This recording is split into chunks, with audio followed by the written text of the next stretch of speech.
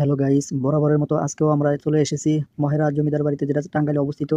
এটা হলো পুকুরের একদম দক্ষিণ পাশে পিটিসি মসজিদের সামনেই। এখানে সাইনবোর্ডে লেখা আছে পুলিশ, বড় করে লেখা আছে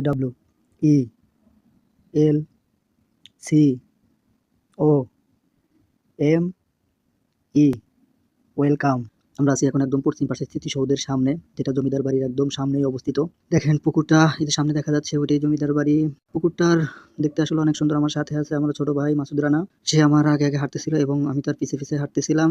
আমরা হেঁটে হেঁটে দৃশ্যগুলো উপভোগ করতেছিলাম। গাইস, আমরা চলে এসেছি একদম দক্ষিণ পাশে মসজিদের সামনে। মসজিদের সামনে থেকে আমরা পুকুরের ভিউটা দেখতেছিলাম। মাসুদ রানাও অনেক দৃঢ়তার সাথে মসজিদের ভিডিও দেখতেছিল। দেখেন মসজিদের সামনে দিয়ে এক মুরব্বি চাচা হেঁটে যাচ্ছিল, কিন্তু মুরব্বি চাচা একা হলে তার সাথে অনেকগুলো পোলাপান ছিল। জানি না পোলাপানগুলো আসলে কার, আমিও কেন জানি, আর জিজ্ঞেস করলাম না, থাক দরকার নেই। পুকুরের ভিউটা আসলে একদম অসাধারণ। আমরা একদম জমিদার বাড়ির একদমই কাছাকাছি। সামনে যে জুম করে দেখালাম সেটা ছিল হলো, ওটা ছিল ক্যাফ, যেখানে আপনি কফি সহ আর অনেক কিছু পাবেন। গাইস, এটা আবার আমরা পূর্ব পাশে চলে এসেছি একদম জমিদার বাড়ির সামনেই। সামনে আপনারা দেখতে পাচ্ছেন পুকুরের একদম সিঁড়ি, যেখানে সবাই গোসল করে এবং বিভিন্ন সিনেমার শুটিং কিন্তু এখানে হয়। পুরাতন যেমন মান্না, অমিত হাসান এবং চলচ্চিত্রের অনেক পুরাতন নায়ক কিন্তু এখানে অনেকগুলো মুভিতে শুটিং করেছেন। এটা ছোট ভাই মাসুদ আমার জিজ্ঞেস করলো এখানে ঢুকতে টাকা লাগে কিনা। হ্যাঁ, অবশ্যই টাকা লাগে। এটা ছিল পিটিসি জামে মসজিদ, যেখানে আমরা মাগরিবের নামাজ আদায় করলাম।